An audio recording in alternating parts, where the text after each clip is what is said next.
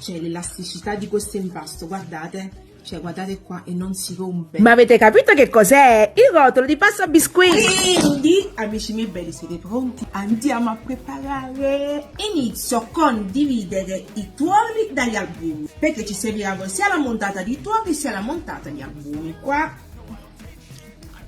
gli albumi e qua i tuorli. Voilà.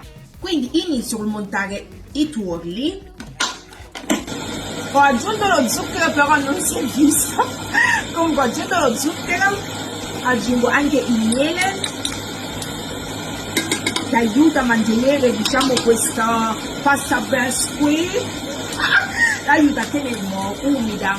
E la buccia grattugiata del limone, amici miei belli, è importante che ci sia, anche perché toglie quella volta ci dà fastidio quell'odore dell'uovo, sai, almeno a me. Quindi questa buccia mi farà avere un profumo buonissimo. Nel frattempo monto anche gli albumi. Aggiungo lo zucchero nel momento in cui l'albume inizia a schiumare. Lo zucchero lo aggiungo in 3 tempi. Monto fino ad ottenere una consistenza solida. Nel frattempo setacciamo anche la farina e la fecola 2 volte.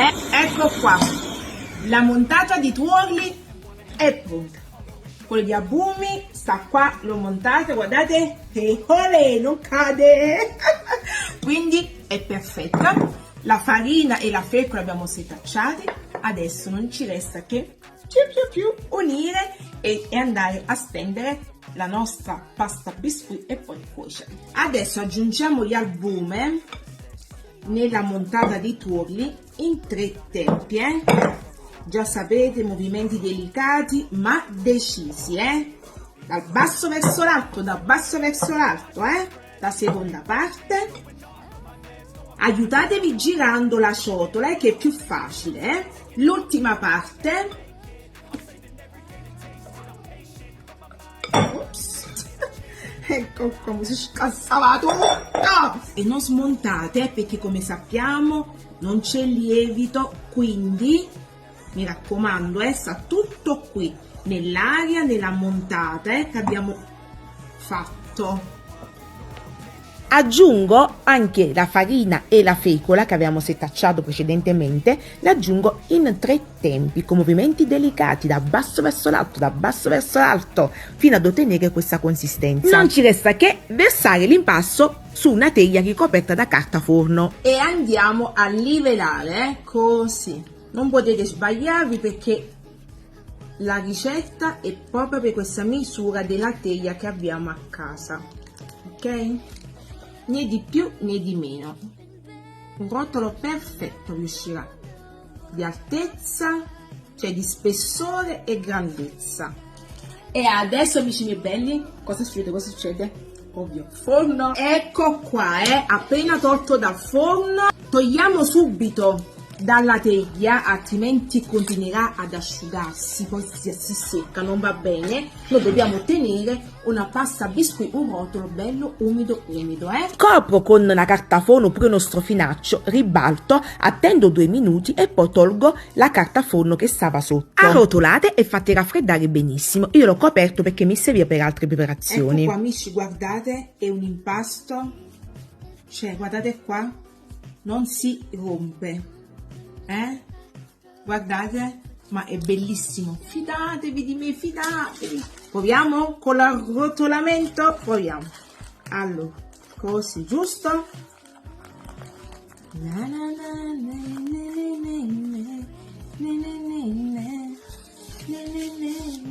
Ecco qua, abbiamo arrotolato. Adesso proviamo a srotolare. Ecco qua. Ta-ta! Non si è rotta! Ta-ta! Quindi, amici miei belli, che dite? Si può fare? È una base che si presta a tantissime preparazioni. Adesso questo vado ad inserire come base della mia torta moderna che ho fatto. Ma no, troppo bene, domani vi posto la videoricetta. Se voi fate invece del classico pan di Spagna, no? Io questo coppato, vi escono 3 dischi e qualcosa in più, capito? Perché andando a ritagliare poi andate a serire all'interno.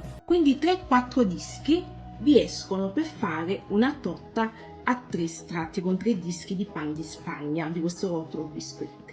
Capito? Si presta a tutto, perciò invece vi belli. Allora puoi dire a fa un pezzettino per massaggiare, sì.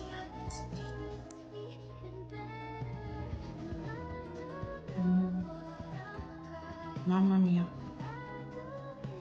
la sofficità, guardate.